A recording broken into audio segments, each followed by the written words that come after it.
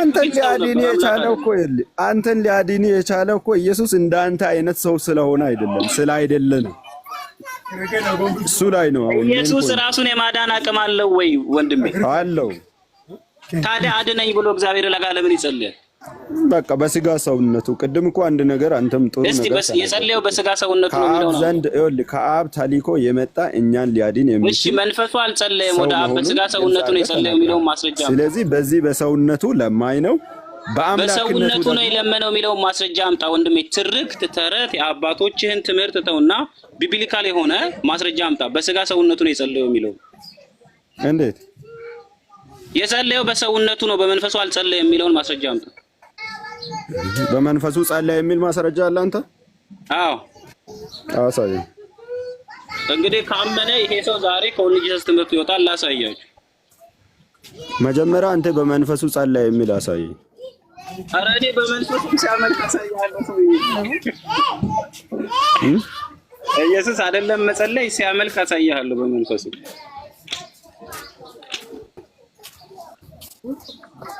የዮሐንስ ወንጌል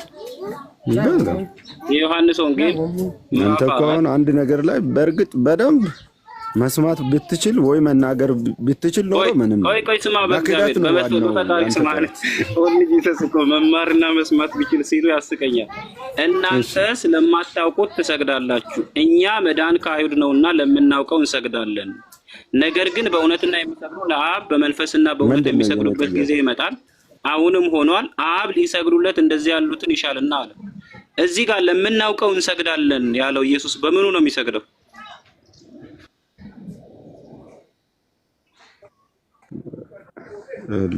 በምኑ? ሌላ ነገር ውስጥ ሄድክ አንተ። የተጠየቀው ምንድነው? መጀመሪያ በመንፈሱ ያመልካል፣ ይጸልያል። የጸለየው በመንፈሱ ነው፣ የሰገደው የሚያመልከው በመንፈሱ ነው። የተጠየቀው ምንድነው? በመንፈሱ ነው የጸለየው አልክ። በመንፈሱ ይሄውና በመንፈሱ ነው የሚሰግደው፣ የሚሰግደውም በመንፈሱ ነው፣ የሚያመልከውም በመንፈሱ ነው። ወዳጅ ለተናገርከው ለቃል ታማኝ መሆን መቻል አለብህ። እኔን ለማጥፈርበር መጀመሪያ ራስን አጣለ። እዚህ ጋር ኢየሱስ እንሰግዳለን ሲል የሚሰግደው በምኑ ነው? በስጋው ነው በመንፈሱ ነው? አስጨርሰኛ። ይኸውልህ መደማመጥ እንችላለን። ቤሪያ ይሄን ጥያቄ መልስልኝ ወንድሜ። እኔ መሽከርከር ምናምን አይመቸኝም። አንተ መጀመሪያ ለተጠየቀው ጥያቄ እንሰግዳለን ያለው በስጋው ነው በመንፈሱ ነው የሚለው ምኑ ጋር ለአብ የሚሰግደው? አንተ መጀመሪያ በስጋው ጸለየ ስል አላምንም ስላልክ፣ በስጋው ጸለየ አይልም ስላልክ በመንፈሱ ጸለየ ነው ምለው አልክ። በመንፈሱ ጸለየ የሚለው ምኑ ጋር ነው ብዬ በጠየቅኩ ሰዓት መመለስ መቻል አለብህ አስቀድመህ። እሱም አትመልስ ከሆነ ደግሞ ካንተ ልፋት ነው ለአንተ መልስ መመለስ። አሁንም ቢሆን መደማመጥ ከቻለን ክርስቶስ አብ ልኮት መጥቷል ካልክ አብ ልኮ መጥቶ ያንተን ሕይወት ማዳን ይችላል ወይ ብዬ በጠየቅኩ ሰዓት አይችልም አልከኝ። መልሰ ደግሞ ይችላል አልከኝ። ሁለት አይነት ቃል ወደ ኋላ ተመለሰ። ሰዎች አሁን በራስ በመንፈሱ ያመልካል፣ ይሰግዳል፣ ይጸልያል የሚለው የቱ ጋር ነው ያለው ነው የኔ ጥያቄ። እሱን ነው ልታሳየኝ የሄድከው። በመንፈሱ ጸለየ የሚለው አለ አልከኝ። ምኑ ጋር ነው ያለው አልኩ። አላሳየኝ። ኦኬ አሁንም ደግሞ ይሄንን ላሳየውና አሁን ደግሞ ኢየሱስ የሚቃትተው ወይንም የሚጸልየው በመንፈሱ እንደሆነ ላሳየው። አሁን ይሄ ሰው እንግዲህ የሚያወራው ቤሪያ ጋር አለ መሆኑ አንተን እኮ ዛሬ ዮሐንስ ወንጌል ምዕራፍ 12 ለይደ ዋና ካጅ እንደሆንኩ እኮ ስለማቅም ነው እኔ ለአንተ መልስ ምን ያደርጋል? ዮሐንስ ወንጌል ምዕራፍ 12 ላይ እንደዚህ ይላል።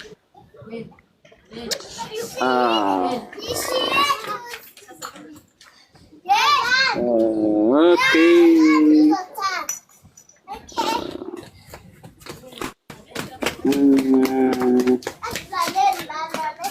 ዮሐንስ ወንጌል ምዕራፍ 12 ላይ ራይነር ያለ አይደል? ከታች የዮሐንስ ወንጌል ምዕራፍ 12 ላይ በመንፈሱ ቃተተ ቢለውን ቃል ምዕራፍ 12 ቁጥሩን ቶሎ ንገረኝ።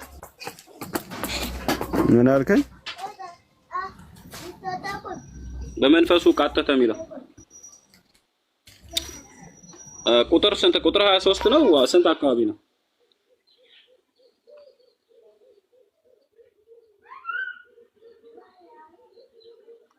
አንደኛ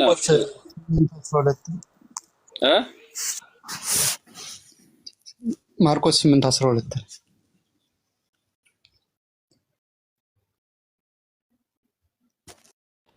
አይዞህ ቤሪያ ዞሮ ዞሮ አሁንም ማመን መቻል አለብህ። ኢየሱስ እንዳንተ አይነት ሰው አይደለም። አሁንም የኔ ማለት ማርቆስ ቆይ ወንድሜ እኔ በመንፈሱ ሲፋቅ ቆይ ሲጸልይ ላሳይህ። ቆይ እንዴ እኔ እየጠበኩ ነው። በመንፈሱ ጸልይ የሚለውን አሳየኝ አልኩ። ማርቆስ እየጠበኩ ነው። ክፈትልኝ። ኦኬ ማርቆስ 8:12 ይኸውና ተባረክልኝ ይሳቅዬ። እዚህ እንደዚህ ይልሃል ወንድሜ፣ ከቁጥር 10 ጀምሮ ላንብብልህ አውዱ እንዲገባ። ፈሪሳውያን ወጥተውና ሊፈቱም ከሰማይ ምልክት ከእርሱ ፈልገው እርሱም ይከራከሩ ጀመር። በመንፈሱም እጅግ ቃተተና ይህ ትውልድ ስለምን ምልክት ይፈልጋል? እውነት እላችኋለሁ ለዚህ ትውልድ ምልክት አይሰጠውም አለ ይላል። በመንፈሱ ቃተተ ማለት ምን ማለት ነው ወንድሜ? ቃተተ ማለት ጸለየ ማለት ነው። ጸለየ የሚለውን አሳየኝ ነው ያልኩህ። የተባልከውን አሳይ። ሌላ ተቆጣ። ይሄውና አሳየው ቃል በቃል እኮ በመንፈሱ ቃተተ። በመንፈሱ ወደ አምላኩ በመንፈሱ ቃተተ፣ ለመነ።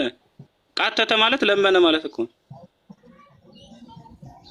ቃሉን ሳታውቅ ነው እንደምታወራው። ቃተተ ማለት ምን ማለት እንደሆነ አሁን ነገሮች ላይ ወዲም ወዳም አታዞር። ጸለያ ነው ያልከው። ጸለያ የሚለው ምን? ይሄው ቃተተ ወይ አማርኛው ከሆነ ግራ የሚገባ በመንፈሱ እጅግ ቃተተና ለኔ በጠየቁ ባወጣከው ቃል መሰረት ራስ መልሰህ አምጣ።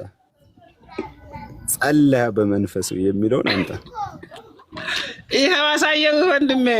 ምን ሆኗል ሰውየው? ይሄው ቃተተ። ለዚህ እኮ ነው ለአንተ መልስ መመለስ ወይም ካንተ ጋር ሌላ እንደዚህ አይነት ነገር ለማውራት እንጂ ለቃሉ ታማኝ መሆን ስለማትችል። እስቲ ከታች ያላችሁ ሰዎች ቤሪያ ነው ለቃሉ ታማኝ ያልሆነው? እስቲ አቤኔዘር አንደበትን ክፈት። እስቲ ሚውተን አንተ ለቃሉ ታማኝ ከሆንክ ይኸውልህ መጀመሪያ ለቃሉ ታማኝ ከሆንክ እውነተኛ በቃሉ የሚታምን ሰው ከሆንክ ይኸውልህ በስጋው ወራት ከሞት ሊያድነው ወደሚችል አምላክ እንደጸለየ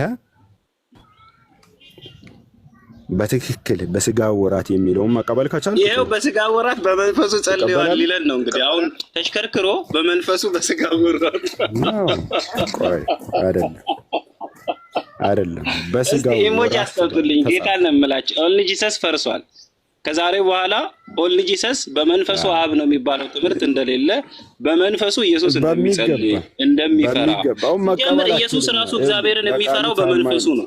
ለምሳሌ ኢሳይያስ መጽሐፍ ምዕራፍ 11 ላይ በመንፈሱ ይላል የሚፈራው ማለት ነው። ኢሳይያስ መጽሐፍ ምዕራፍ 11 ለኢየሱስ የሚተረጎም ቃል አንድ ቦታ አለው ሰለዛ ካልከኝ እሺ ቆይ ዕብራውያን መጽሐፍ ላይ ክፈትና አንብብልኝ። ሮሜ 8:11ን እስኪ አንብበው። ሮሜ 8:9ን አንብብ። ከ9 ጀምረ ምን ይላል? ቆይ ቤሪያ ማን ኢየሱስ ከሞት ያስነሳው የእርሱ መንፈስ ነው ይላል። እስኪ አንብበው ቤሪያ ተማል። ኦኬ እሺ፣ ክርስቶስን ከሙታን ያስነሳው የእርሱ መንፈስ ማለት እርሱ የተባለው አብ ነው፣ የአብ መንፈስ ማለት ነው። ስለዚህ የኢየሱስ መንፈስ አብ ነው ማለት ነው። ከየት መጥቶ ነው የኢየሱስ መንፈስ አብ የሚሆነው ወንድም? አብ ነው አልከኝ እኮ። የክርስቶስ መንፈስ ማለት አብ ነው አልከኝ አሁን እኮ። ኧረ አላልኩም ሰውዬ። ክርስቶስን ከሙታን ያስነሳው እርሱ የተባለው ማን ነው? እኔ በግሌ ቃላት መጽሐፍ ቅዱስ ላይ አሁን ክርስቶስን ከሞት ያስነሳው የእርሱ መንፈስ ነው አብ ነው አላልክም? አሁን እኔ ኦንሊ ጂሰስና ስላሴ አማኝ ብሔርያ ላይ የመሳቃቀም የለህም። ለዛ ምንም ሳታካክሳክ ኢየሱስን ከሞት ያስነሳው የኢየሱስ መንፈስ ማን ነው ይላል? አብ ነው ኢየሱስን ከሞት ያስነሳው። እርሱ የተባለለት አብ ነው። የእርሱ መንፈስ የአብ መንፈስ ተባለ። ሮሜ 8:11 ላይ የአብ መንፈስ ቆይ ስማ በደንብ ስማ። ኧረ ተው ተረጋጋ። እኔ አውቃለሁ ትምህርትህን ቦታውን ሲይዘው አትፍጨርጭር። አውቃለሁ ያዝ ስትደረግ እኔ እና የምትይዘኝ አቤኔዘር። አሁን ኢየሱስን ከሞት ያስነሳው የማን መንፈስ ነው ይላል? የአብ መንፈስ ነው አይልም? ክፍሉን አንብቦ ኢየሱስን ከሞት ያስነሳው የእርሱ መንፈስ ነው ይላል። ገላትያ 1 ላይ ደግሞ ከሞት ያስነሳው እግዚአብሔር አብ ነው ይላል። ስለዚህ የክርስቶስ መንፈስ አብ ነው ማለት ነው አይደለም? የክርስቶስ መንፈስ አብ ነው። ታዲያ ኢየሱስ ከሞት ያስነሳው አብ አይደል እንዴ? በጣም አሪፍ በጣም አሪፍ። ተባረኩ፣ እግዚአብሔር ይባርካችሁ። አንድ ከባድ መገለጥ ሰጥተውኛል። የክርስቶስ መንፈስ አብ ነው። የክርስቶስ መንፈስ አብ ነው። ሉቃስ ዩኒተሪ አሁን ትምህርት ፈርሶባል። እኔ አላብራራልህም። ራስን እንድትወጥ ነው ማድረግ። ጭራውን እንደሚወጥ ዘንዶ ነው ማድረግ። ከብዶኛል አልክ እኮ አንብበና፣ ጊዜ ልስጥህ አንብበና። ይሄን ቆይ እኔ ጭራውን እንደሚወጥ ዘንዶ ነው ማድረግ። የክርስቶስ መንፈስ አብ ከሆነ የሉቃስ ወንጌል ምዕራፍ 4 ቁጥር 17 ላይ የጌታ መንፈስ በእኔ ላይ ነው፣ ለድሆች ወንጌል ሰብክ ዘንድ ቀብቶኛል አለ። አብን ቀባው ታዲያ እንዴ? የተቀባውማ ሰው ነው። መለኮት እንዴት ይቀባል? ኢየሱስ እኮ ሰው አምላክም ነው። ተቀባ ምንለውማ ሰው ነው እኮ። የጌታ መንፈስ ነው እኮ። አጥንትና ደም ነው የሚቀባው። የክርስቶስ መንፈስ የጌታ መንፈስ ነው እኮ እያልኩ እኮ። አጥንትና ደም ነው ወይ የሚቀባው? ነፍስ የሌለው አጥንትና ደም ነው። የጌታ መንፈስ በክርስቶስ ላይ ነው። ያ የጌታ መንፈስ የክርስቶስ መንፈስም ተብሎ ተጽፏል መጽሐፍ ቅዱስ ላይ። ይሄን ማመን አለብን። ኦኬ፣ አጥንትና ደም ነው የሚቀባው። የክርስቶስ መንፈስ ኢየሱስን ከሞት እንዳስነሳ ታምናለህ? የሰው መንፈስ ከሞት ያስነሳል እንዴ? ሰው መልስልኝ ቤሪያ። የክርስቶስ መንፈስ ማለት ኢየሱስ በራሱ በመንፈሱ ሰውን ከራሱ አምላክ ስለሆነ ከሙታን ሰዎችን አስነሳ። ታዲያ የኢየሱስ መንፈስ ነው ከሞት ያስነሳው፣ አብ ነው በመንፈሱ አብ ስለሆነ ነው። ሌላ ጊዜ የእግዚአብሔር መንፈስ የነቢያት መንፈስ ተብሎ የነቢያት መንፈስ ተብሎ ይጠራል። ነቢያት እንዴት ኢየሱስ የእሱ መንፈስ የኢየሱስ መንፈስ እንዴት ራሱን ከሞት ሊያስነሳ ቻለ? ያ መንፈስ የነቢያት መንፈስ ተብሎ ይጠራል። ለምን ቤሪያ አዳምጠኝ። ይኸውልህ አሁን ባትሸፍን ማስረጃ ዮሐንስ ወንጌል 2:19 ዮሐንስ ወንጌል 2:19 ላይ ይሄንን ቤተ መቅደስ አፍርሱት በሶስተኛው ቀን እኔ አነሳዋለሁ ብሏል ኢየሱስ። ኢየሱስ ወልድ ብቻ ከሆነ ሰው ብቻ ከሆነ እንዴት እኔ ከሞት አስነሳዋለሁ ማለት ቻለ? ይሄን ትመልሳለህ? ኢየሱስ ራሱን እኔ ከሞት አስነሳለሁ አለ። አዎ ይሄን ቤተ መቅደስ አፍርሱት በሶስተኛው ቀን እኔ አነሳዋለሁ ነው እንጂ ያለው ያስነሳኛል አይደለም። ኢየሱስ ራሱን ከሞት አስነሳለሁ ካለ ከሞት ያስነሳበትን ቦታ አሳየኝ እስቲ። ራሱ እኮ ኢየሱስ ራሱን ከሞት አስነሳ። ሮሜ 8:11 ላይ እኮ ሰጠው። የእርሱ መንፈስ ነው ራሱን ከሞት ያስነሳው። ራሱን ከሞት ያስነሳው ኢየሱስ ነው። የእርሱ መንፈስ ነው ይላል። አዎ በስጋው ሞተ፣ በመንፈሱ ግን እንዳስነሳ ይናገራል። ሮሜ 8:11 ቃል በቃል እናንብበው። ሮሜ 8:11 ላይ የሚለው ኢየሱስን ከሞት ያስነሳው ራሱ ኢየሱስ ነው ይላል። እዚህ ጋር የክርስቶስ መንፈስ ነው ይላል። ቆይ እኔ ወንድሜ ከአንተ ቢሾፖች የቤተ ክርስቲያን ቸርች ኢየሱስ ራሱን ማስነሳት የሚችል መንፈስ ያለው ሰው በምድር ላይ የለም። ከሞት ማስነሳት የሚችለው የኢየሱስ መንፈስ ብቻ ነው ወዳጄ። እናንተ ግን የእግዚአብሔር መንፈስ በእናንተ ዘንድ ቢኖር ይላል። እግዚአብሔር የተባለው ማን ነው? አብ። ኦኬ፣ ክርስቶስ ማለት ምን ማለት ነው? ክርስቶስ እግዚአብሔር የተገለጠበት ሰው። ክርስቶስ ማለት ምን ማለት ነው? ዴፊኒሽኑ እሱን ነው እኮ እየነገርኩህ ያለሁት። የተቀባ ማለት ነው፣ እግዚአብሔር የተገለጠበት። የክርስቶስ መንፈስ ማለት የተቀባው መንፈስ ማለት አይደል? የክርስቶስ መንፈስ ማለት እግዚአብሔር አብ ነው። በክርስቶስ የተቀባው መንፈስ ማለት ነው አይደለም። የክርስቶስ መንፈስ ማለት አብ ማለት ነው። በዚህ ባነበብከው ክፍል መሰረት እግዚአብሔር ስለሚል ማለት ነው ወንድሜ። ክርስቶስ ማለት ነው ክርስቶስ እግዚአብሔር የተገለጠበት ሰው። ስለዚህ እግዚአብሔር ስለተገለጠበት የሰው ክርስቶስ ማለት ወዳጅ የተቀባ ዘ አኖይንትድ ዋን ማለት ነው። ጥሩ። ስለዚህ ክርስቶስ ማለት የተቀባ ማለት ኢየሱስ የተቀባው መንፈስ በእናንተ ዘንድ ቢኖር ማለት መንፈሱ እኮ ኢየሱስ የተቀባው ኢየሱስ የተቀባው ኢየሱስ የተገለጠበት መንፈስ ማን ነው? አብ ነው እያልኩ እኮ ነው። እግዚአብሔር የሚለው አብ ነው። ኢየሱስ የተቀባው መንፈስ ከሆነ ኢየሱስ ተቀባይ ሉቃስ ወንጌል ምዕራፍ 4 ቁጥር 17 ላይ እንዳለ ኢየሱስ ተቀባይ እንጂ የመንፈሱ ባለቤት አይደለም። ክርስቶስ ኢየሱስ ማለት ነው ወንድም። ሮሜ 8 ከጳውሎስ ጋር ነው የምትጣለው። ሮሜ 8:11 ላይ የእርሱ መንፈስ ነው ይላል። ኢየሱስን ከሞት ያስነሳው የእርሱ መንፈስ ሚልክ ክርስቶስን ከሞት ያስነሳው አብ ነው ወይንስ ኢየሱስ ነው? እኮ ኢየሱስ ራሱን አስነስቷል። አብም ወልድም ነው ኢየሱስ። አብም ወልድም ነው ኢየሱስ። አብም ወልድም ነው ኢየሱስ የሚለው ቤቱ ጋር ነው መጽሐፍ ቅዱስ በኢሳይያስ 9:6 ላይ አየህ። ጥሩ ቡምቡም የዘላለም አባትም ነው ይለዋል። ሕፃን ልጅም ወንድ ልጅም ነው ይለዋል። በውልደቱ ልጅ ተብሏል፣ በአምላክነቱ ግን ኃያል አምላክ የዘላለም አባት ነው ይለዋል ኢሳይያስ 9:6። አንተ አሁን ልጁን ሰውነቱን ብቻ ይዘህ ዝም ብለህ ነው 10 ጊዜ የምትሰብከን ያለው። ይሄ የኢየሱስ አንዱ ገጽታ አምላክነቱን መቼ ልታወራ ነው? ኢሳይያስ 9:6 ላይ ኢየሱስ አያድንም ስትል ነበር። የጌታን ስም የሚጠራ ሁሉ ይድናል። አያድንም ኢየሱስ የሚባል እግዚአብሔር ያዳነበት ሰው እንጂ ኢየሱስ የሚባል ከራሱ አዳኝ የለም። ከራሱ አንዳች ማድረግ የማይችል ሂውማን ሰው ኢየሱስ አዳናቸው ይላል። ቁጥር በቁጥር ልስጥ ሐዋርያት ሥራ 4:12 ኢየሱስ ፈወሰው ይላል። ኢየሱስ ሙታን አስነሳ ይላል። ኢየሱስ ኃጢአትን ያስተሰርያል ይላል። ኢሳይያስ 9 ላይ ነው። አብም ወልድም ነው። አብም ወልድም ነው። የዘላለም አባት ነው። ሕፃን ተወልዶልናል ይላል። የተወለደው ማን ነው? አብም ወልድም ነው። የተወለደው ሰው ነው። ሰው በውልደቱማ ወልድ ሕፃን ልጅ ነው የተባለው እኮ። አለቅነት በጫንቃው ወንድ ልጅ ተሰጥቶናል። የተሰጠህ ወንድ ልጅ ነው ወይንስ አብም ወልድም? የተሰጠን ወንድ ልጅ ሕፃን ልጅ ነው ይላል ጥቅሱ እንደሚለው። አለቅነት በጫንቃው ላይ ይሆናል ይላል። ነበር ነው ወይንስ ይሆናል ነው? ይሆናል። በቃ ልጅ በዛ ልጅ መለኮት ሙላት ተገልጧል።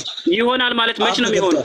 መች ነው የሚሆነው? በቃ ቃል ስጋ ሲሆን መች ነው ወንድም? የሕፃኑ ላይ ነው ይሆናል እየተባለ ያለው እኮ። ሕፃን ልጁ ቃል ስጋ የሆነ እኮ አዲስ ኪዳን ላይ ነው ወዳጄ። ሕፃኑ ላይ ነው ይሆናል እያለ ያለው። ሕፃኑ ይቀባል ይደረጋል ነው እያለ ያለው እኮ። ታዲያ እኔስ ምን አልኩ ታዲያ ወዳጄ? እኔም እኮ ስም እኮ ቃል ስጋ ሲሆን አይደለም ኃላፊነት በጫንቃው የሚሆነው። ሕፃኑ ስልጣን ሲያገኝ ሕፃኑ ስልጣን የሚያገኘው ሲወለድ ነው። ይወለድ አማኑኤል ተባለ። አማኑኤል ማለት እግዚአብሔር ከኛ ጋር ነው። ጸጋና እውነትን ተሞልቶ በእኛ አደረ ይላል። ጸጋና እውነትን ተሞልቶ በጫንቃው ላይ ሕፃኑ ላይ የሚሆነው መች ነው? ኃላፊነት በጫንቃው ላይ ሕፃኑ ላይ የሚሆነው መች ነው? አማኑኤል ሲወለድ እስቲ ሲወለድ ኃላፊነት በጫንቃው ላይ የሆነበትን ቦታ አሳየኝ። ስልጣን ሲያገኝ ይኸው ድንግል ትጸንሳለች፣ ወንድ ልጅን ትብላለች። በነቢይ ከእግዚአብሔር ዘንድ እንደተባለ አማኑኤል ብለው ይጠሩታል። ስሙ ኢየሱስ ይባላል። ሰዎች ኃጢአታቸው ያድናቸዋል ይላል። ሲወለድ ኃላፊነት ነበረው ወይስ ነበረ? ኢየሱስ አያድንም ስትል ነበረ። ማቴዎስ 1:21 ላይ ግን ከአንቺ የሚወለደው ልጅ ኢየሱስ ይባላል፣ ሰዎችን ከኃጢአታቸው ያድናቸዋል ይላል። ያድናቸዋል ይላል። አቤኔዘር አላሰራኝ እኮ ደርቦ ነው የሚያወራው እኮ። ለምን አይረጋጋም? ወይ አንዴ እነሆ ትጸንሻለሽ፣ ወንድ ልጅ ትወልዳለች፣ ስሙንም ኢየሱስ ትይዋለሽ። እርሱ ታላቅ ይሆናል፣ የልዑል ልጅም ይባላል። ጌታ አምላክም የአባቱን የዳዊትን ዙፋን ይሰጠዋል አለ። ይሰጠዋል የሚባለው ወደፊት ነው አያድንም ስትል ነበረ ወይንስ ሲወለድ ነው ይሰጠዋል የሰጠው? ማቴዎስ 1:20 አውራ ወደ አንብበው። ከኃጢአታቸው ያድናቸዋል፣ ስሙንም ኢየሱስ ትይዋለሽ ይላል። ኢየሱስ ያድናል። መጽሐፉንም አያውቅም ሊተረጉምን ይነሳል። አታነብ መጽሐፍ ቅዱስ። ዝም ብለህ የማያውቁ ሰዎችን ነው አንተ ማጭበርበር የምትችለው እዚህ ወጥተህ። መጽሐፍ ቅዱስ የማያነቡ ማቴዎስ ላይ ልሂድልህ። ማቴዎስ 1:21 አንብብ። ማቴዎስ 1:21 እሺ፣ ከ20 ጀምሮ እናነባለን። ይኸውና እርሱ ግን ይህን ሲያነብ እነሆ የጌታ መልአክ በሕልም ታየው፣ እንዲሁም አለው የዳዊት ልጅ ዮሴፍ ሆይ ከእርሷ የተጸነሰው ከመንፈስ ቅዱስ ነውና እጮኛህን ማርያምን ለመውሰድ አትፍራ። ልጁም ትጸንሳለች፣ እርሱ ሕዝቡን ከኃጢአታቸው ያድናቸዋል፣ ስሙንም ኢየሱስ ትለዋለህ። በነቢዩ ከጌታ ዘንድ እነሆ ድንግል ትጸንሳለች፣ ልጅም ትወልዳለች። ስለዚህ ያድናል አያድንም? በዚህ ጥቅስ መሰረት ወንድሜ ስልጣን ይሰጠዋል እኮ የሐዋርያት ሥራ ምዕራፍ 5:31 ላይ ኢየሱስ ያድናል አያድንም? እንዴት ነው የሚያድነው? ስልጣን አይደለም። አሁን ኢየሱስ ያድናል አያድንም? በዚህ ጥቅስ መሰረት ከኃጢአታቸው ያድናቸዋል ይላል። ያድናል ማን ነው መድኃኒት ያደረገው? ያድናል አያድንም ነው ጥያቄ። ማን ነው? አይደለም ያድናል አያድንም ነው የኔ ጥያቄ። በዚህ ጥቅስ መሰረት ያድናል ኢየሱስ አያድንም? ኢየሱስ ከራሱ ነው የሚያድነው ወዳጄ። ያድናል አያድንም? አማርኛ የተጻፈው መልስ ከራሱ ነው ወይ ያዳነው የሚያድነው? እዚህ ውስጥ 500 ሰው አለ። ኢየሱስ አያድንም ስትል ነበር። አሁን ይሄው ቨርስ ባይ ቨርስ አሳይቻለሁ። ኢየሱስ ከራሱ የማዳን የማድረግ ሕይወት የመስጠት ኢየሱስ አብም ወልድም ስለሆነ ያድናል ቨርስ አሳይቻለሁ። እናንተ በእንጨት ላይ ሰቅላችሁ የገደላችሁት ኢየሱስን የአባቶቻችን አምላክ አስነሳው። ይህን እግዚአብሔር ለእስራኤል በሳና የኃጢአትም ስርየት ይሰጥ ዘንድ ራስም መድኃኒትም አድርጎ ይልሃል። ኢየሱስ በራሱ መድኃኒት ከሆነ አደረገው እንዴት አለህ? ወዳጄ እኔ ኢየሱስ አብም ወልድም እንደሆነ አውቃለሁ፣ የተቀባ እንደሆነ አውቃለሁ። ግን ኢየሱስ ያድናል ይላል። ማን ነው እዚህ ጋር አደረገ የሚልህ? ወዳጄ ማን ነው እዚህ ጋር እግዚአብሔር አብም ተገልጦ በዛ ሰው እግዚአብሔር አብ በዛ ሰው ተገልጦ ሁሉን ስራ ሰርቷል። የገዛ ክንዱ ነው ልጁ። መነጣጠል አትችልም። እግዚአብሔር አብ ነው። ማን ነው እዚህ ጋር መድኃኒት ተደረገ የተባለው? ማን ነው እዚህ ጋር መድኃኒት ተደረገ የተባለው? እኮ መድኃኒት እንደሆነ ታምናለህ ወይ? መጀመሪያ እያልኩ ነው። ያድናል በል እያልኩ እኮ ነው። መጀመሪያ መድኃኒት ተደረገ የተባለው አፍህ አያዝ። መድኃኒት ተደረገ የተባለው ማን ነው? መድኃኒት የሆነው እግዚአብሔር መድኃኒት አድርጎታል በልጁ በስጋና በደሙ መድኃኒት የሆነው በጌታ የጌታ ስጋና ደሙ እግዚአብሔር ነው። በድርጊት መድኃኒት የሆነው እግዚአብሔር አድኖናል። በስጋ ተገልጦ መድኃኒት ሆኖልናል። እዚህ ጋር ተደረገ ያለህ ማንን ነው? የሐዋርያት ሥራ ምዕራፍ 5 ላይ የሞተውና ከሙታን የተነሳው መድኃኒት የተደረገው ማን ነው? መስቀል ላይ ያን ስጋና ደም ያፈሰሰልን እግዚአብሔር ሊያድነን ነው። ተደረገ የተባለው ማን ነው? አትሽከርከር ሰውዬ። የተደረገው ሰው ነው ወዳጄ፣ የተደረገው ሰው ነው፣ ያደረገው አምላክ ነው። አለቀ እኮ። ምንም እኮ እዚህ ጋር ተደረገ የተባለው ኢየሱስ ነው ወይንስ አይደለም? ወዳጄ የተደረገው ሰው ነው።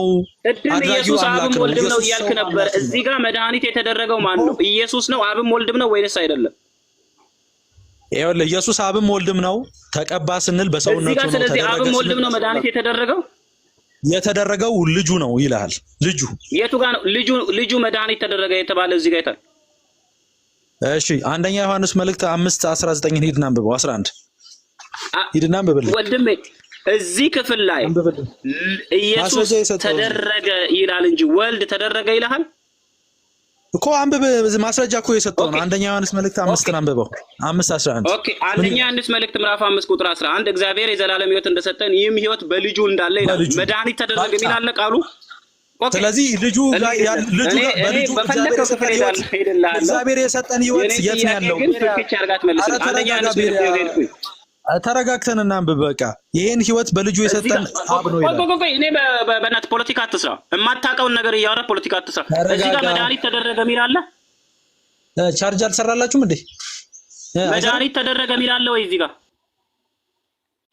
ና ተመለስ። ኤልያስ አለ። ይኸውልህ መድኃኒት አደረገ መድኃኒት ተደረገ የሚባል ነገር አለ። ቆይ መድኃኒት ሲደረግ እግዚአብሔር መድኃኒቱን የት ነው ያደረገው? መድኃኒት የተደረገው ማን ነው? አትሽከርከሩ። ፖይንቱን ቀጥታ ነጥቡን መልሱ። መድኃኒት የተደረገው ማን ነው? እኮ መድኃኒቱን ያደረገበትን መድኃኒቱን ያኖረበትን ካሳየ በኋላ አንተ በየት ነው የምታምነው? መድኃኒቱ መድኃኒት የተደረገው ማን ነው? መድኃኒት የተደረገው ማን ነው? የተደረገው ወልድ ነው ወዳጄ። ወልድ መድኃኒት ተደረገ የሚለውን ቃል አሳየኝ። ይኸው አስነበብኩ እኮ በልጁ ሕይወት አስቀመጠ ይላል ዮሐንስ 5:11 የዮሐንስ መልእክት። እነዚህ ሰዎች እኔ ሊያስተምሩኝ የወጡት እነዚህ ናቸው። በአደባባይ እንግዲህ ዮሐንስ መልእክት 5:11 ላይ ሳይሆን እግዚአብሔር ሕይወት እንደሰጠን ይህ ሕይወት በልጁ እንዳለ ምስክሩ ይሄ ነው። ስለዚህ ልጁ ደግሞ ወልድ ነው። የቱ ጋር ነው ወንድሜ? ቨርስ ነው እየጠየቅኩ ያለሁት፣ ቃል ነው እየጠየቅኩ ያለሁት። ወልድ መድኃኒት ተደረገ ልጁ ምን ማለት ነው? ዮሐንስ ቆይ አይደለም ኤልያ እንዴ ዮሐንስ 5:11 ላይ ልጁ ማለት ወልድ ማለት አይደለ እንዴ? ልጅ ማለት እኮ ወልድ ነው፣ ግዕዝ እኮ ነው ወዳጅ። ወልድ መድኃኒት ተደረገ የሚለውን ቦታ አሳየኝ። እሺ ዮሐንስ ወንጌል 6 ላይ ሂድ አንብብልኝ እስኪ። ዮሐንስ ወንጌል 6 ላይ ሂድ። ዮሐንስ ወንጌል ምዕራፍ 6 እሺ። አንብብ። ቡም ዮሐንስ 6 ላይ እንሄዳለን። ወልድ መድኃኒት ተደረገ። መድኃኒት እንደሆነ እዛ ጋር ታያለህ በደንብ አድርገህ። ዮሐንስ መልእክት 5 የሰጠው ላይ እሱን ልጁ ሕይወት እንዳለ ይናገራል። በልጁ ሕይወት እንዳለ እሺ እኔ እሽከረከርልሃለሁ። በነገራችን ላይ ቃሉ ዮሐንስ ወንጌል ምዕራፍ 6 ቁጥር ስንት? ቁጥር ወልድ መድኃኒት ተደረገ። ለምሳሌ እኔ ልስጥህ እንደው ያግዛል የሚባል ዮሐንስ ወንጌል ምዕራፍ 3 ቁጥር 13 እግዚአብሔር ልጁ ያለ መድኃኒት እንዲሆን ልኮታል የሚል ጥቅስ ልስጥህ። ተደረገ የሚል ቃል ሳታመጣ ይኸውልህ እኔ ልስጥህ ላግዝህ። እስቲ ለምሳሌ ቁጥር 33 አንብብልኝ። ቁጥር 33 አንብብልኝ። ዮሐንስ ወንጌል 6 እንደዚህ ይላል፣ የእግዚአብሔር እንጀራ ከሰማይ የሚወርድ ለዓለም ሕይወት የሚሰጥ ነው ይላል። ይሄ እንጀራ ስጋዬ ነው ይላል። በጣም ደስ የሚል ቨርስ ነው። ወልድ መድኃኒት ተደረገ የሚል ቦታ አሳየኝ ነው ጥያቄው። ታዲያ ወልድ አይደለ እንዴ? ታዲያ እንዴ እንጀራ ስጋዬ የሚለው በእግዚአብሔር ጥርስህን እንኳን ብራሽ አድርገህ ሳትወጣ ወልድ መድኃኒት ተደረገ የሚለውን ቨርስ አሳየኝ። ይሄው መድኃኒት ስጋዬ እውነተኛ መብል እውነተኛ መጠጥ መድኃኒት ነው ይላል። አንብበው ቁጥር አወርደ ስጋዬ እውነተኛ መብል ስጋዬን ያልበላ ደሜን ያልጠጣ የዘላለም አሳየኝ። እዚህ ጋር ወልድ መድኃኒት ተደረገ የሚል ቦታ አለ። ይሄው ወልድ እኮ የተወለደው ሕፃን ልጅ ትወልጃለሽ ስሙን ኢየሱስ ትይዋለሽ። መድኃኒት ማለት እኮ ሴቪየር ይለዋል እንግሊዝኛው ላይ ሄድ አንብበው። ወልድ መድኃኒት ተደረገ። ቅድም ወንድሜ ኢየሱስ መድኃኒት ተደረገ የሚል ቦታ አሳየው። ወልድ መድኃኒት ተደረገ የሚለው ቃል አለ መጽሐፍ ቅዱስ ውስጥ? ጥያቄው ማቴዎስ 1:21 ላይ የወሰድኩ እኔ ነኝ። ኢየሱስ መድኃኒት ነው ያለ መድኃኒት ነው ይላል። አለቀ። ተደረገ የሚል ቦታ አለ ወንድሜ። ተደረገ አደረገው። አንተ ነህ እኮ እሱን የምትጠይቀው ያለው እኔ አይመለከተኝም። እሱ መድኃኒት መሆኑን አምናለሁ እኔ። ያለቀ። ኦኬ። ስለዚህ ወልድ መድኃኒት የሆነው ተደርጎ ነው ወይንስ በራሱ መድኃኒት ነው? አብ አድርጎት ነው። አብ አደረገው። ኦኬ። ወልድን መድኃኒት አብ አደረገው የሚለውን አሳየን። የዮሐንስ ወንጌል የዮሐንስ መልእክት ምዕራፍ 5 ቁጥር 11 እግዚአብሔር የዘላለም ሕይወት ሰጠን መድኃኒት አደረገው ይላል። በልጁ አለ። አዎ በልጁ ሕይወትን አስቀመጠ ይላል። ልጁ በወልድ ላይ ሕይወትን አስቀምጧል ይላል። እንግዲህ አሁን ይሄ ሰው እግዚአብሔር በልጁ የዘላለም ሕይወት ሰጠን የሚለውን ቦታ አሳየኝ አላልኩት። ጥያቄው ወልድ የኃጢአት መድኃኒት ተደረገ ተብሎ የተነገረበት ቦታ አለ ወይ? ምክንያቱም የሐዋርያት ሥራ ምዕራፍ 5 ቁጥር 31 ላይ እግዚአብሔር የኃጢአትን ስርየት ይሰጥ ዘንድ ራስም መድኃኒትም አድርጎ በቀኙ ከፍ ከፍ አደረገው ይላል። የሌለ ተርስ ነው የምታነሱ ነገራችን። ያልተጠየቀው አራምባና ቆቦ መድኃኒት አደረገው ሕይወት ሰጠ። በቃ ሕይወትን ሰጠን። መድኃኒት እንዲሆን እኮ ነው ሕይወት የተሰጠ። መድኃኒት ተደረገ የሚልበት ቦታ ሳይሆን ደሜ መድኃኒት ነው ተደረገ እንደሚለው ሥጋና ደሜን ሰጥቻቸዋለሁ ይሄ ሕይወት ነው ብሎ እኮ ተሰጠ። አነበብኩልህ እኮ። ምንድነው የምታወራው ሰውዬ? ቆይ ምንድነው የምታወራው? ሕይወት ስለ ሕይወት ምንድነው እያወራህ ያለው? እኔ ኢየሱስ መድኃኒት ስለሆነ ግን ሕይወት ነው ቦታ ላይ ኢየሱስ ማለት ወልድ ማለት ነው። ወልድ ነው መድኃኒት የተደረገው የሚለውን ቤሪያ ዝም ብለህ አትስከር። ቤሪያ እየተረጋጋ ወዳጄ። ሰጠው እኮ ሥጋና ደም መድኃኒት ነው አለ እኮ ሰጠ። ከዚህ በላይ ምን ያርግልህ? ኦኬ ኢየሱስ በነፍሱ ነው ወይንስ በሥጋና በደሙ ብቻ ነው ያዳነ? በነፍሱ ጭምር ነው ወይንስ በሥጋና በደሙ? ወዳጄ አሁን ማስረጃ አምጣ። ኢየሱስ መድኃኒት አይደለም ስትል ነበር። አዳኝ እንደሆነ አሁን ታምናለህ አታምንም? አሁን እንግዲህ ይህ ሰው ወልድ የሚለው ነፍስ የሌለው አጥንትና ደምን ብቻ ነው። ስለዚህ በአፍ ስለመሰከርክ አመሰግናለሁ። ወልድ ማለት ኢየሱስ አዳኝ መሆኑን አምናሃል። መድኃኒት መሆኑን በአፍ መስክረሃል። በሥጋና በደሙ አመሰግናለሁ። ብቻ ነው ወይንስ በነፍሱ ጭምር? ሁለተኛ ኢየሱስ አያድንም መድኃኒት አይደለም እንዳትል በራስህ አፍ መስክረሃል። ዛሬ ኢየሱስ የሰዎችን ሁሉ ነፍስ የሚባል ከራሱ የሚያድን አንድ ፐርሰን መጽሐፍ ቅዱስ ኢየሱስ የኢየሱስ ነፍስ ፍጡር ቢሆን ኖሮ እንዴት አድርጎ ሊያድን ይችላል? በአብ ነው። አብ አድርጎት መድኃኒት ተደረገ ብለን በእርሱ ድነናል እንላለን። ኢየሱስ ቢባል አምላክ አዳኝ በራሱ የሚያድን የሚባል አካል መጽሐፍ ቅዱስ ውስጥ የለም። ከራሱ ምንም ማድረግ የማይችል ሂውመን ይሁዳ ላይ አንብብ። ይሁዳ ላይ አንብባ። ኢየሱስ ሰው ነው ወንድም። ቤሪያ ይሁዳ መልእክት አንድ አንብብልኝ ምዕራፍ አንድ ቤሪያ እንዴ። ኧረ ቆይ እንዴ ከቀደም ጀምሮ ታግሰን እያዳመጥን ነውና 99 ቴክስ እየጠቀስክ አወያይ ያስፈልገዋል። አቤቱ አዳምጠኝ ወዳጅ። አወያይ አይደለም አንተ ዝም ብለህ 99 ቴክስ እየጠቀስክ መሄድ አይደል? 99 ቴክስ ሄደ ጥቅሱን ሄዳ አብራራ የለም ሌላ ይጠቅሳል እንደሚዳቋ ችግር የለውም። መጽሐፍ ቅዱስ መጠቀስ አቤኔዘርዬ ምን እናደርጋለን መሰለህ? አሁን ለምሳሌ አሁን ከቤሪያ ጋር በጣም ጥሩ እንትን ብላችኋል። ጥሩ ነው። አሁን 648 ሰው አውርቷል እና ሰው እንትን የያዘውን ይይዛል። ወንጌላቶች ተዳሰዋል። የጳውሎስ መልእክታቶች ተዳሰዋል። በጣም ጥሩ ነው። ኢየሱስ ክርስቶስ አዳኝ ነው አይደለም፣ አጠቃላይ ሰፊ ነገር ፖይንት ተነስቷል። አሁን ተመሳሳይ ቅድም እኔ ጥያቄ አለኝ ለአንተ። ለምሳሌ አሁን ኦሊጂሰስ እኔ አንድ ሰው ኦሊጂሰስ ሆኖ ሲመጣ እኔ ጤነኛ ነው ብዬ አላስብም። ቤሪያም እንደዛ ነው የሚያስበው። እኔም ጤነኛ ነው ብዬ አላስብም። ሰው ኦሊጂሰስ ወላሂ ይሄ የመጨረሻ እንትን ነው። ኦሊጂሰስ እና ኤግኖስቲክ ከተባለ ጤነኛ አይደለም። ሃይማኖት ለመንካት ሳይሆን እዚህ ለመማማር ነው እኮ ያለ ነው አይደለ? ሃይማኖቱን ለምን እንደሆነ ልነግርህ ነው። ቆይ ለምን እንደሆነ ላሳየህ። ለምሳሌ አንተስ እንደዛ አይባልም። አሁን እስልምናን ብሰድብ ደስ ይልሃል? አንተ አልሰደብኩም። ሃይማኖት ጤነኛ አይደለም ማለት ምን ማለት ነው? አሁን ሙስሊሞች ጤነኛ አይመስሉኝም ካልክ ጃቢር እንደዚህ ስርዓት ያለው ሰው ነው። ጃቢር እንደዚህ ብሎ ያውቃል። አንተ ጃቢር ተረስ መግባት አይገባም። በጣም ጥሩ። ኧረ ቆይ አንዴ አቡኪ አንዴ ኧረ እኔ ሃይማኖት አልተናገርኩም። በመጀመሪያ ደረጃ አንድ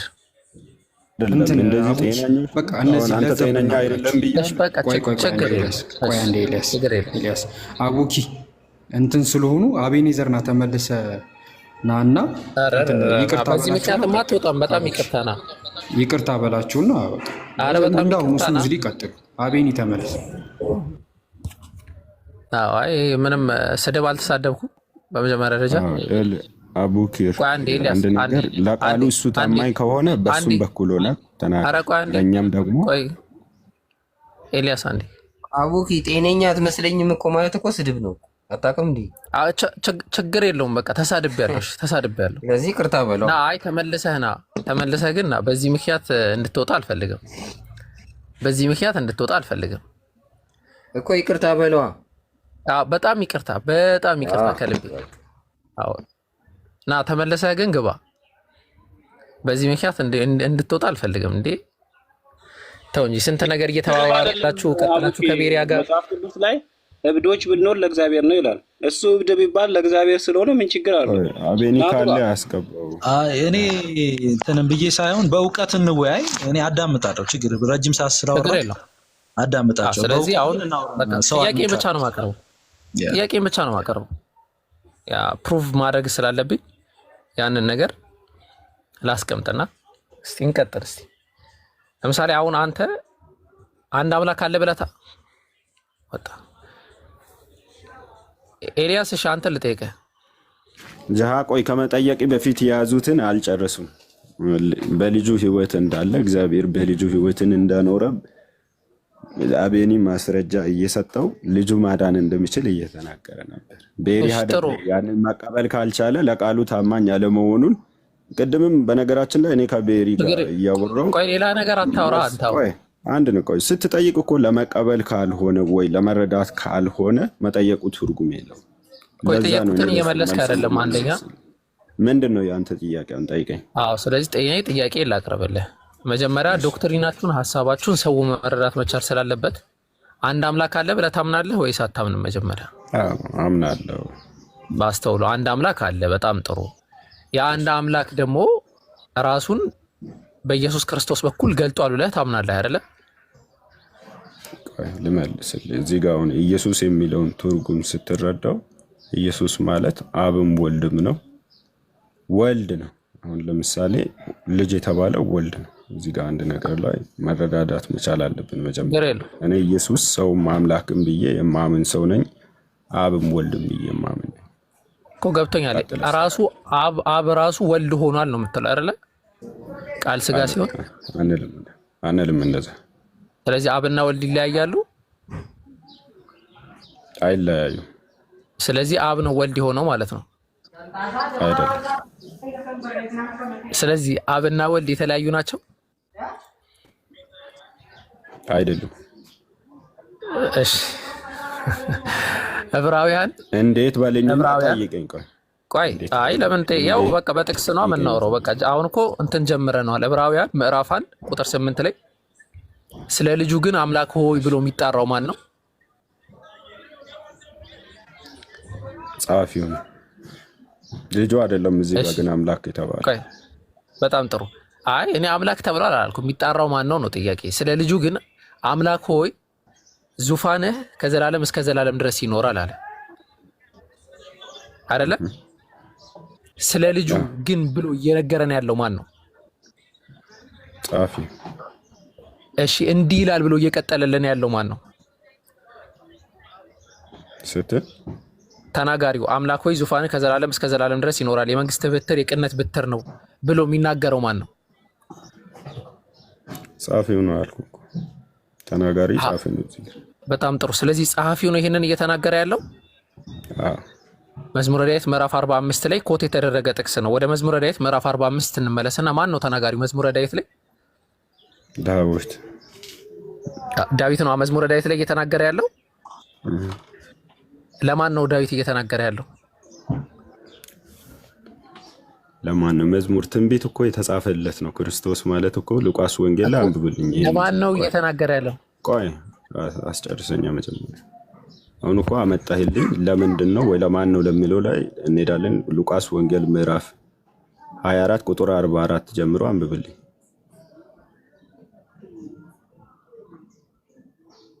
ቀጥል። ሚውት አድርግልኝ ስላልከኝ ነው ሚውት አድርግ። አንብብልኝ፣ ችግር የለውም። መጽሐፍ እኔ ጋር ያወጣኛል ለማንበብ። ምንድን ነው ያልከው? ሉቃስ 24 ከቁጥር 44 ጀምሮ አንብብልኝ። እሺ ከኛ እንትን ጋር ምንም ነገር አይገናኝም። ሉቃስ ወንጌል ምዕራፍ 24 ቁጥር 44 አቡኪ ሎንሳሎ ከእናንተ ጋር ሰል ጃ ተባረክልኝ። እግዚአብሔሩ ጊዜ በአንድ አምላክ አስተምሮ ላይ ያስቀምጥ ለወጣ ስለሆነ ነው። ቤትዬ ሰላም ብያለሁ እህቴ። ማይኪ ተባረክልኝ አለን። እግዚአብሔር ሁልጊዜ በአንድ አምላክ አስተምሮ ላይ ያጽናሽ። ግን ያው ደግሞ አንድ ሐዲት አለ። ነብያችን ሰለላሁ ዐለይሂ ወሰለም 3 ሰዎች የተለየ ሪዋርድ ያገኛሉ አሉና የመጀመሪያው ሰው በነቢያቶች አምኖ ከዛም ግን ነብዩ መሐመድ ሰለላሁ ዐለይሂ ወሰለም ነብይ ነው ያለ ሰው። ስለዚህ እሱ ብቻ ነው የቀረህ አንተ። ተባረክ ሁላችሁም። አቡኪዬ ሁላችሁም ለወርድ ነው ጃ ቤሪያ እየወጣ ነው። አንድ ጥያቄ ነበረኝ ግን ለአንተ ከመውጣት በፊት እኔ ልወጣ ነው። አቡኪ ሰላም ልበለው ብዬ ነው። ረጅም ጊዜ ሳላወራ ጠይቄ ትወጣለህ። አቡኪም ወጣ እኮ አንተን አንድ ብቻ ጥያቄ ጠይቄ ትወጣለህ።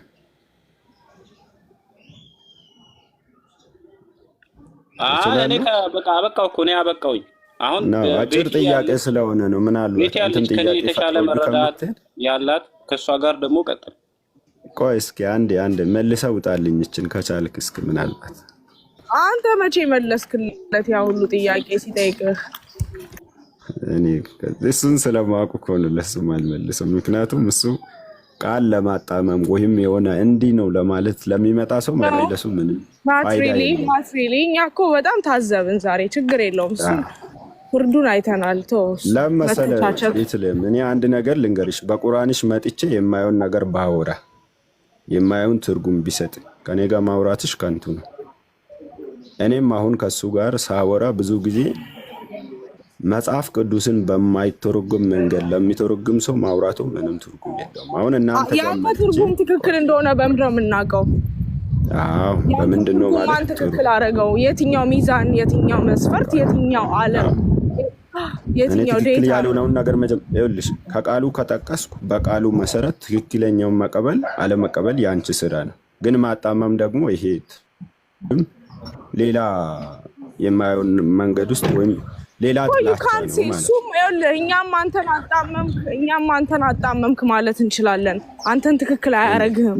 አሁን የተናገርከው ነገር አንተን ትክክል እሱን ሮንግ ወይም እሱን ሮንግ አንተን ትክክል አያረግህም። ገባህ? ነው እኔ ሮንግ ነው ብሎ አንድ ነገር ተጽፏል። በተጻፈው መሰረት አንድ ሰው ትክክል ብትሆኑ መመለስ ትችሉ ነበረ። ማሞ ሌላ መታወቂያው ሌላ ስትጠየቁ እኮ ስትሽከረከሩ እኮ ነው የታየው። ዛሬ እኮ አይደለም እንደዛ አይደለም። ቤት እሱ ከዚህ በፊትም እኔ አውርቼም ስለማቅ ወይ ለሚጠይቀው ጠይቅ። በመጀመሪያ ላይ መስማማትን ኤክስፔክት አናረግም። ልንገር ኤልያስ፣ ባይብል ላይ መስማማትን ኤክስፔክት አናረግም። በጣም የተነካካ ይስማማ ማለት አይደለም። ግን የተጻፈውን መቀበል ማይችል ከሆነ መጠየቁ ትርጉም የለውም። እኔ አሁን አንቺ ጋር መጥቼ ለምንድን ነው የተጻፈውን የሚቀበለው? ሰው እኮ ነካክቶታል። ሰው ቆይ ቁርአንን ስለ ቁርአን ማውራት አትችልም። በየትኛው ሚዛን ቁርአንን ከባይብልን ኮምፔር ማድረግ አትችልም። ቁርአን is authentic የአላህ ቃል ነው፣ የፈጣሪ ቃል ነው። አንድ ጥያቄ ተረጋጋ። አቡኪሪ ተመልሰሃል። ቀጥል። ጥያቄን አንብብልኝ መጀመሪያ። ሉቃስ 24 ቁጥር 44 ጀምሮ አንብብልኝ። እኔ እንደዚህ መዛዛግ ውይይት አይመቸኝም። ለኢየሱስ ክርስቶስ አልተነገረለትም አላልኩም ትንቢት። መጀመሪያ አንብብልኝ። ቆይ አላነበውም። አታነበውም? ከታዲያ መጠየቅ ከንቱ ነው። ዝም ብሎ ጥያቄ ምን ያደርጋል? እኔ የጠየቅኩህን ጥያቄ ነው እንጂ እኔ ደግሞ ስትጠይቅ መመለስ ነው የምችለው። እየመለስኩ ስለዚህ የጠየቅኩህን ጥያቄ ነው እንጂ መልስልኝ። ከጠየቅኩህ ጥያቄ ሌላ ነገር አንብብ አትለኝም። ጥያቄ አልመለስክልኝም ማለት እሱ የአንተ መብት ነው። ግን እኔ ጥያቄን እየመለስኩልህ ነው። እሺ ሉቃስ ወንጌል ምዕራፍ 24 ቁጥር 44 ላይ ምንድነው? ምን የሚል ነገር አለ እዛ ጋር? ምንድነው እንዲነበብል የፈለከው? አንብብልኝ መጀመሪያ እኮ ምን አለ? አንበበ ብትመልስልኝ አይሻልም እኮ? ምን አለ ተመልከቱ። አሁን ምን ማለት ነው? አሁን ይሄ ምን አይነት አእምሮ ነው? ኧረ ተጠቀም፣ አእምሮን ተጠቅመህ መልስ። ስለ ልጁ እኮ ነው የጠየቀኝ እኮ ስጠይቅህ፣ ስለ ልጁ ስጠይቅህ፣ እኔ ደግሞ ስለ ልጁ ነው የሚመልስልኝ። አድምጠኝ መጀመሪያ። እዚህ ጥቅስ ላይ ስለ ልጁ ብሎ ስለሚያወራው እዚህ ጥቅስ ላይ ስለዛ ነው የሚያወራው፣ ወይ ደግሞ ለኢየሱስ ክርስቶስ ቀድሞ በመዘምራን በተለያዩ መጽሐፍቶች ትንቢት እንደተነገረለት ነው። ትንቢትም ተነግሯል፣ በመዝሙራትም ተጽፏል። ይሄ ጥቅስ የሚያወራው ነው ያልኩህ። ኧረ ሌላ ቦታ ማንበብ ከቻልክ ይሄ ጥቅስ የሚያወራው መክፈት የሚችል ሰው አለ? አንዴ ጥቅስ መክፈት የሚችል ሰው አይ ቲንክ በዚህ በቀላል ነገር የወልድ ኢየሱስ ትምህርት ሳይታይ ዛሬ መውጣት ስላሌለበት ማለት ነው። በደንብ አድርጋችሁ ከፈለክ እኮ መጀመሪያ አንተ በመጽሐፉ ላይ ያለውን ማመን ከቻል ችግር የለም። ግን ምንድነው ስለ እኔ አለ እሺ ስለ እኔ በመዝሙራት በነቢያት የተነገረው ወይም የተጻፈ ቃል ይፈጸም ዘንድ ይገባኛል ብዬ የነገርኳችሁ ቃሌ ይህ ነው። አስጨርስ። አሁን አንተ ቅድም ስለ ልጁ ጥያቄያችንውንም ነግሬሃለሁ ከይቅርታ ጋር። አዎ አልተነገረም አላልንም። አሁን ወደዛ እንመለስና ወደ ዕብራውያን መልእክት እንመለስ። አሁን ይሄ መሀል ላይ ነው የጨመርካት ዕብራውያን ላይ አንተ ስለ ልጁ ግን አምላክ ሆይ ያለው ማን ነው አልከኝ። መለስ። በጣም ጥሩ። አዎ ጸሐፊው ነው አይደለም እያልከኝ ነው? አዎ ቆይ አይደለም ጸሐፊው ነው አይደለ? ጸሐፊው ሲጽፍ ይሄ የአምላክ ቃል ነው አይደለ? በዋና ደረጃ አልኩ እኮ የአምላክ ቃል ስለሆነም እኮ ነው አምላክ የሚናገረውን። ጸሐፊው ደግሞ ልጁ የሚለው ማንን ነው? ጸሐፊው ልጁ የሚለው ማንን ነው? ወልድን ነው። እሺ አባቱስ ማን ነው? አብ ነው። መንፈስ ነው። የማይታይ ነው። መለኮት ነው። በጣም ጥሩ።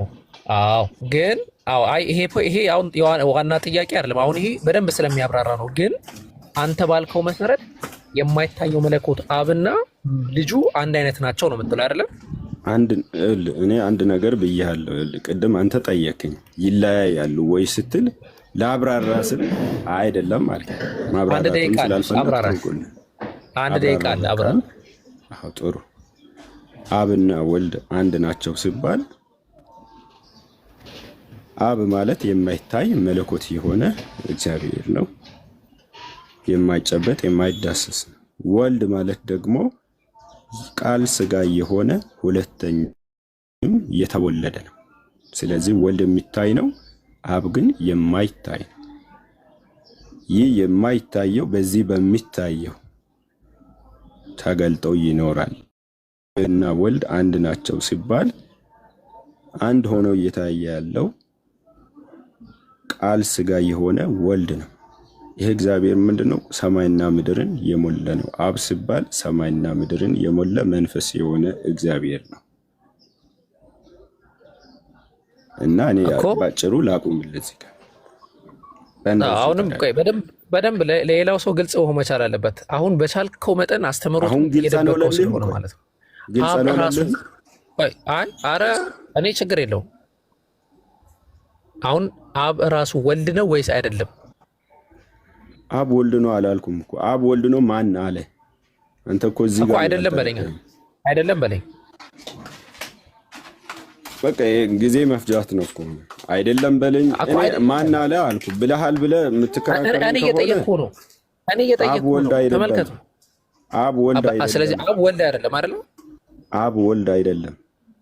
አዎ አብ ከወልድ የተለየ አካል ነው።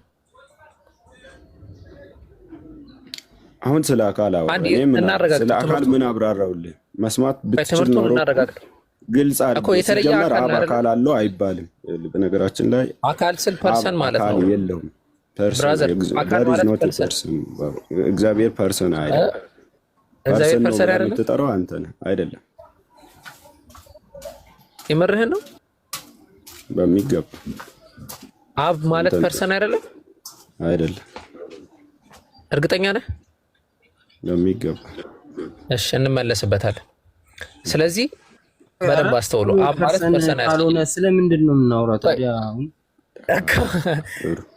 ቆይ ኤልያስ ፐርሰን ማለት ወይም አብ ፐርሰናሊቲ የለውም፣ ራሱን የቻለ አካል የለውም። ተረጋጋ። መጀመሪያ አንተ ነህ አለው ያልከው መጽሐፍ ቅዱስ ላይ አካል አለው አይልም። ለምን ካልክ እግዚአብሔር ሲጀመር አካል አለው የሚለው ነገር አንድን ነገር ባለበት ወህም በሆነ ቦታ ማገድ የሚችል እግዚአብሔር አብ ነው ሲባል ደግሞ ሰማይና ምድርን የሞላ በማንም የማይቆይ አይደለም። ኤልያስ አቡኪ ሊጠይቀው ነው። እሺ ጨርሰን አቡኪ ጠይቀው ማለት እውነት ዋና ፖይንት ስላለ በዚህ ዋና ፖይንት አንፈትሽው። አይደለም ጥያቄያችን አትሰሙም። ዋና ፖይንት ስላለ በዚህ እንዳይድበስበስ ለዛ ነው ፖይንትን መመለስ ከቻልክ አብ አካል የለውም እግዚአብሔር አካል አለው አይባልም። መጽሐፍ ቅዱስ ውስጥ እግዚአብሔር አካል አለው ተብሎ አልተጻፈም። ችግር የለውም በቃ የለውም። እሺ እግዚአብሔር ፐርሰን አይደለም እኔ ብሎ አይናገርም። እሺ ትተነዋል። በቃ ተስማማ። እኔ ብሎ የምናገር ሁሉ ፐርሰን ያለው ማን ነው ታዲያ? ኢየሱስ ክርስቶስ ኦንቶሎጂ ላይ ስለነሱ ይሄ የኦንቶሎጂ ጥናት ነው። ተምረህ መምጣት ነው። መቼስ ያንን እዚህ አላስተምረህም። እዚህ ኦንቶሎጂ የሚባለው ዘርፍ ላይ ምንነትና ማንነት ይባላል። ምንነት የምንለው ፐርሰን የምንለው ወይ ደግሞ ፕሮሶፖን የምንለው ማንነት የምንለው ፕሮሶፖን ወይ ደግሞ ፐርሰን የምንለው ነገር እኔ ብሎ መናገር የሚችል ማለት ሰውነት ልክ እናንተ እንዳልከው ገደም ምናምን ማለት የት ነው ያለው? ማን ነው እንደዛ ያስተምራል? ይሄ ፊሎሶፊካል ዲፊኒሽን ነው። ኦንቶሎጂ ሀቢቢ ፊሎሶፊካል ዲፊኒሽን ነው። አይ ከባይብል ምሁራን እንፈልጋለን ካልክ እሱን እሰጥሃለሁ። አሁን ርዕሴ ስላልሆነ እባክህ ሽፍት አታስደርግም። አሁን አብና ወልድ ላይ እንቆይ። ትምህርቱ ላይ አስተምሮቱ ላይ ዋና ኮር ፖይንቱ አሁን አብ ከወልድ የተለየ አምላክ ነው ወይስ አይደለም? አቡኪሪ ስለኔ አላወቅም መሰለኝ። ብታውቁ ትንሽ መጀመሪያ ጥያቄ ላይ ጥሩ ጠይቀኝ ወይስ አይደለም? ቆይ ኦንሊ ጂሰስ ነው ወይስ አይደለም? ጥሩ ጥያቄ መጀመሪያ ጠይቀኝ ነበር። ችግር የለውም መልስ። እግዚአብሔር ስንት ነው ስትል አንድ ነው ብዬ መልሻለሁ። በቃ አትሂድ እኮ አብ ከወልድ የተለየ አምላክ ነው ወይ? መጽሐፍ ቅዱስ ላይ ወልድ የተለየ አምላክ አይልም። ስለዚህ ወልድ አምላክ አይደለም።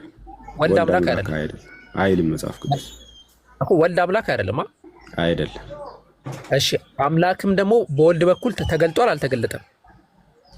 አሁን ሌላ ነገር ውስጥ አትድና ይኸውልህ መጠየቅ የፈለግከውን ቀጥታ የምትጠይቀኝ ከሆነ ጠይቅ። እኔ የምትጠይቀኝን መመለስ የምችለው ስትጠይቅ። እሺ አንዴ አትሽሽ። አንዴ እኔ ባለ ያልኩ መንገድ ሄዳ አትጠይቅ። አምላክ አይ ተሳስተሃል እኮ ማለት ነው። አምላክ በወልድ በኩል ተገልጧል ወይስ አልተገለጠም?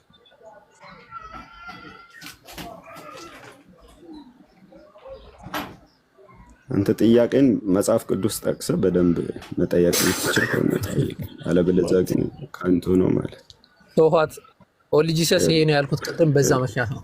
በቃ ይበቃል በለው እንደዛ። አቡዬ የተለያየ ኦንሊ ጂሰስ ሆነብን መናገር ነው። ኦንሊ ጂሰስ ትክክለኛ እዚህ እናንተ ጋር ሲመጡ ይደብቁታል አስተምሮቱን። ለዛ ነው አይ የተለያየ ኦንሊ ጂሰስ ሆነብኝ እኮ አሁን ቅድም የነበረው ኦንሊ ጂሰስ አብ ነው። የትኛውም ኦንሊ ጂሰስ አማኞች ሁለት አምላክ አለ ብሎ አያምኑ።